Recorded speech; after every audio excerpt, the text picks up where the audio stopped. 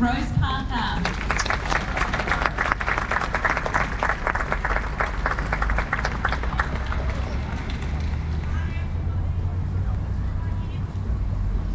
Hi, it's so good to be here. Thank you for having me, Chris and team. Thanks so much for inviting me.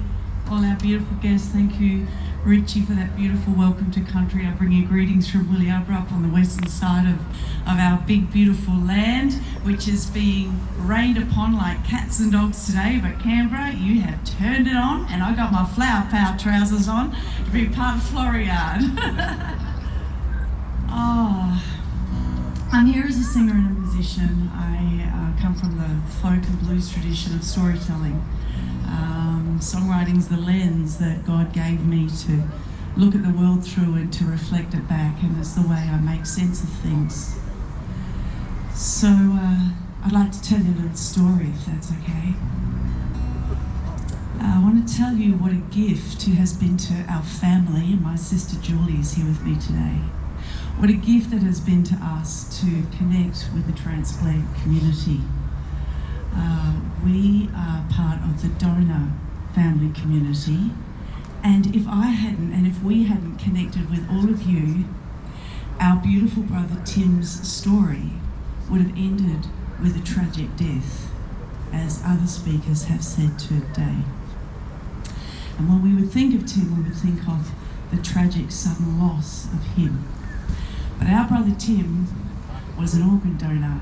Like many Aussies, he ticked the boxes on his licence, and I used to help Tim with all of his writing and reading when he had to tick forms. He was a truck driver, wasn't too good with his spelling and writing. And so I knew, and in that moment, in those difficult moments as donor families, and I give a big shout out to all the donor families because I know I'm telling your story here today as well.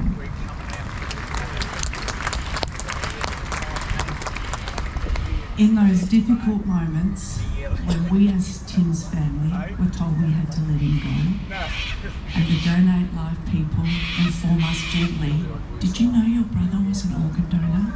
The four siblings looked at each other, and I was able to say, yes, I know Tim's an organ donor, because he used to say to me, Rose, I'm an organ donor. I've ticked all the boxes because where I'm going, I'm not going to need them. So someone down here who needs them might as well have them. That's verse 1.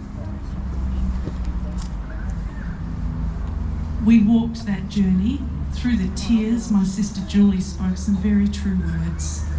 She said, Rosie, just remember while we're here crying tears, letting Tim go, another family's about to get a phone call. And their tears will be tears of joy.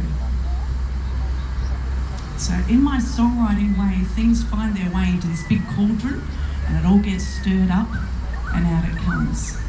I had two other amazing events though, that actually brought the other side, the two sides of the story, right to my doorway. And I don't think that was by accident. In my daytime life, I say, I'm a musician when the moon comes up, and when the sun's up, I'm a health professional. I'm an occupational therapist.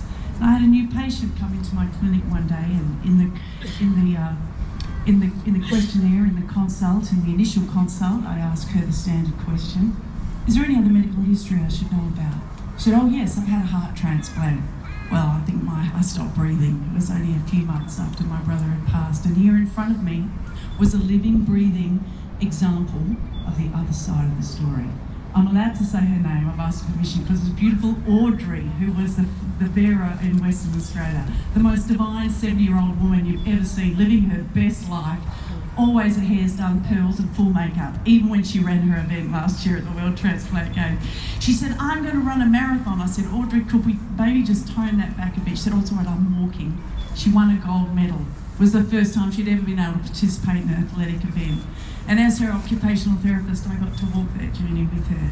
And I got to see the gratitude that that woman lives every day of her life with. That was a gift to me.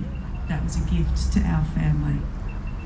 The final story I want to tell you is one day, 2 months after that, I was waiting in emergency with a family member, one of those random events that occur.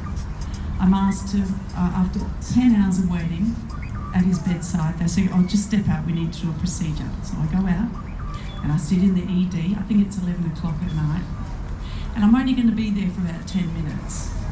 And in that 10 minutes, as I'm huddled on the orange chairs I got directed to, the ED doors open and a couple walk in, warmly dressed in matching tracksuits with a backpack on their back. And I remember thinking, they don't look like your average people stumbling through the door on a Saturday night.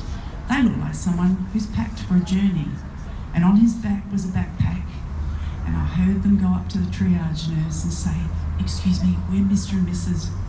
We've just had the call from the transplant team and we're here.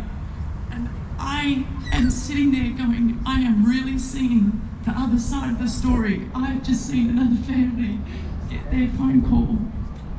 The triage nurse motioned them to a chair. Guess which one? Yep, right next to me. Of course I had to talk to them. I said, g'day, I heard you've just got a phone call. That's really wonderful. How long have you been waiting? He said, I can't actually remember how long he said because I'll never forget the next part. I said, that's wonderful. He said, you wouldn't believe it, we've been waiting, and we've just driven up from Harvey, which is a couple of hours from Perth City. He said, I had just finished delivering the speech at my daughter's wedding. There was such joy in that moment, and I also shared with that lovely couple that I was a donor family of just a few months, and of course his first response was put his arm on me and say, are you all right, love? The joining of all of those dots and watching Audrey live her best life, and then Chris Thomas asking for an anthem, all those things are what have inspired this little girl from Western Australia to write a song for her bro. In the chorus, I want to celebrate the life that you all get to live. You are seriously the most grateful bunch of people on planet Earth. And I wanted to bottle that and put it in a chorus. And I want you to lift your own hearts and sing with gratitude, as I know you do. And the verses are telling the story.